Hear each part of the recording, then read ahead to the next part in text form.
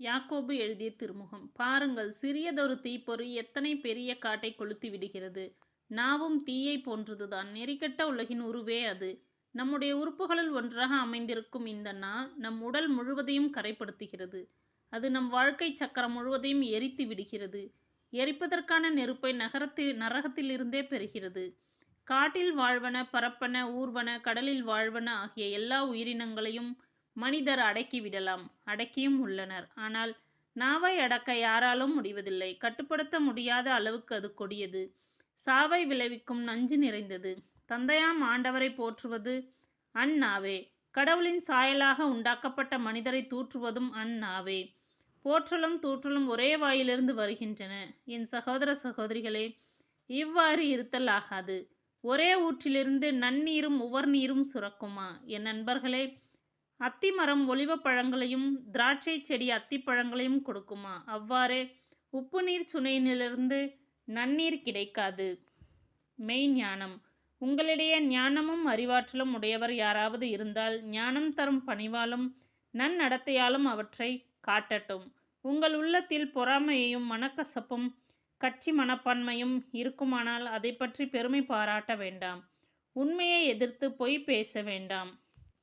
இத்தகைய நாணம் விண்ணிலிருந்து வருவது அல்ல, மாறாக மண்ணுலகை சார்ந்தது. அது மனித இயல்பு சார்ந்தது, பேய்த்தன்மை வாய்ந்தது.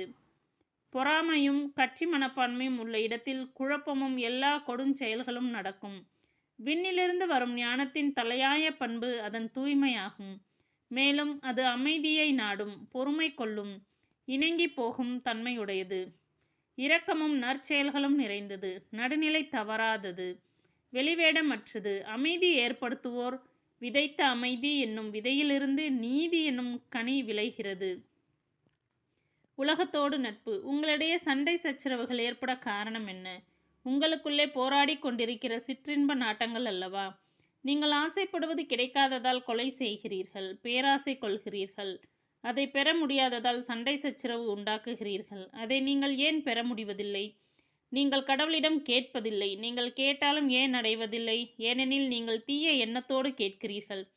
சிற்றின்ப நாட்டங்களை நிறைவேற்றவே கேட்கிறீர்கள். விபச்சாரர் போல செயல்படுவோரே, உலகத்தோடு நட்பு கொள்வது கடவுளை பகைப்பது என்பது உங்களுக்கு தெரியாதா? உலகுக்கு நண்பராக விரும்பும் எவரும் கடவுளை பகைப்பவர் ஆவர். அல்லது மனித உள்ளத்திற்காக கடவுள் பேராவலோடு ஏங்குகிறார்.